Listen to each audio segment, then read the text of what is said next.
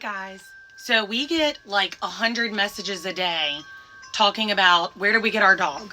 So, or how do you get a dog? So we just kind of we've done videos in the past, but we just wanted to do a new one because there's a lot of new people here.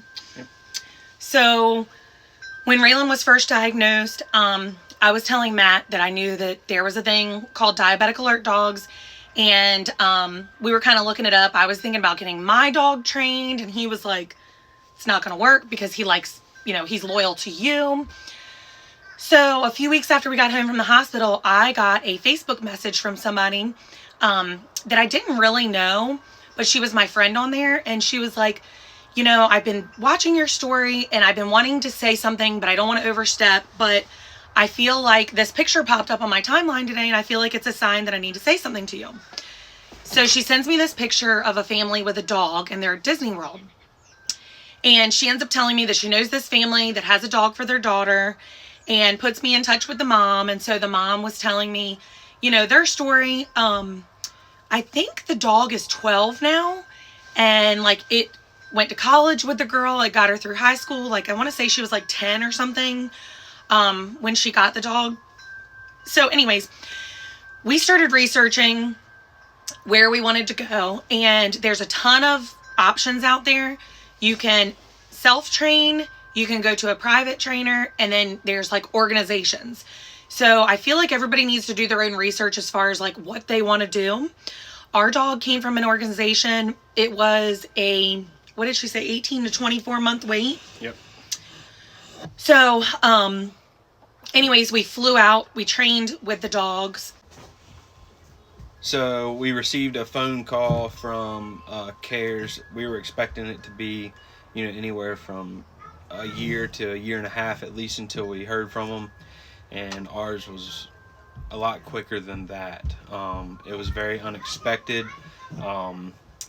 And it was about a 5-week heads up.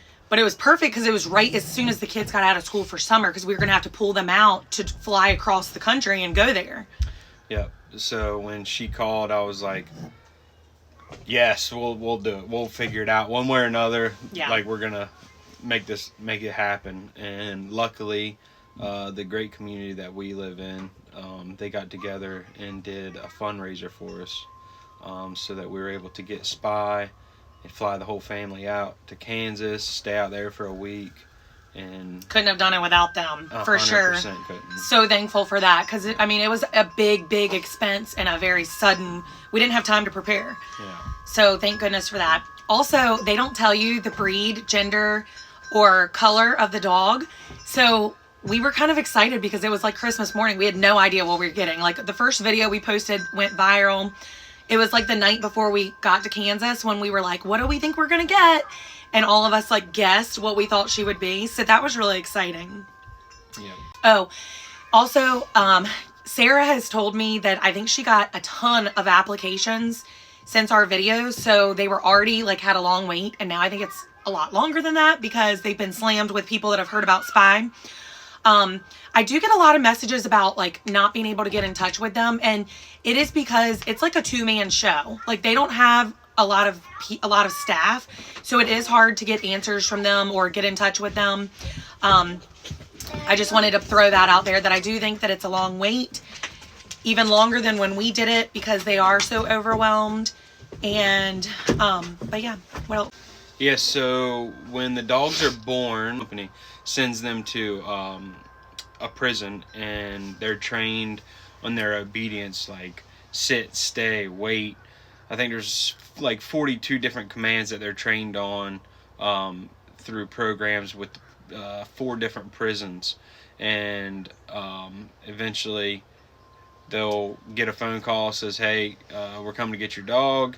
And then they'll just drop off a new dog and they'll start all over.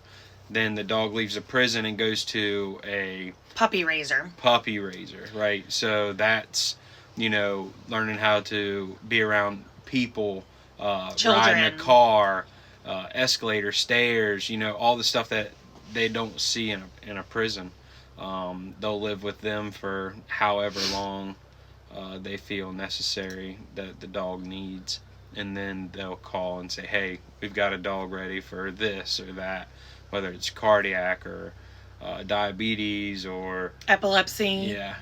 So many they different had things. they had in our class they had probably, what was it, like 20 dogs, Yeah. and like half of them were medical alert and the other half were like therapy dogs, so they were going to schools or with counselors or stuff like that. Yeah. So we went out there and we did like a 1-week class where Raylan had to learn everything about training with this dog.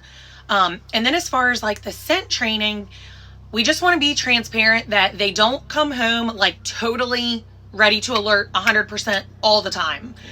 I think some dogs do, but it's been a lot of work on our half getting her to get to that point, and we're still working at it. So, you know, I have people message me all the time like they want a dog for their 18-month-old or their 2-year-old, and I don't know that I could see that being a possibility. I just can't imagine putting in the work that we do day in and day out with a 2-year-old, because Raylan has to be a big part of it. You got to think whoever this dog is for needs to be able to handle the dog completely. In training, Raylan did everything. We like totally We took the back stepped seat. back and let that dog realize that Raylan is her person.